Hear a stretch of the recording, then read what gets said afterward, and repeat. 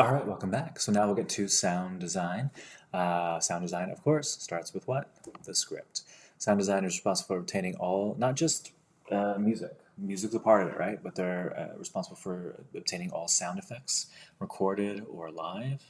They're responsible for, of course, the music for the play, setting their sound level. So a lot goes into sound design that we don't think of. Of course, there's like pre-show music, there's the dramatic music during the play, if you have that, the end of the play, the curtain call music.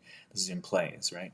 And then they also have to do all the different sound effects. Now there's music, like I said, pre and post-show music, transitions during the play, and music maybe that is written into the play.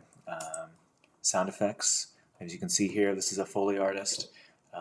They use a lot of different items to make sounds, like walking on pavement or opening and shutting doors, birds, all that kind of stuff.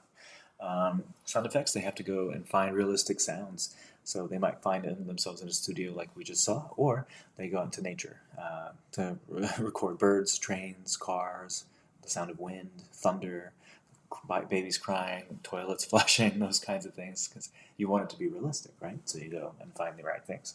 And then they put the speakers in the place that they need them to be. We have sound reinforcement as well, which goes into microphones.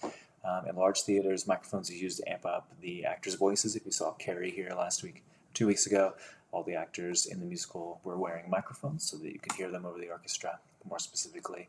So these are body mics. As you can see, they're very small.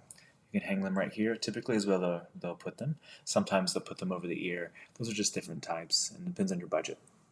As well, it picks up all the things that you have to say. There's also a thing called ground mic, which you put on the actual set.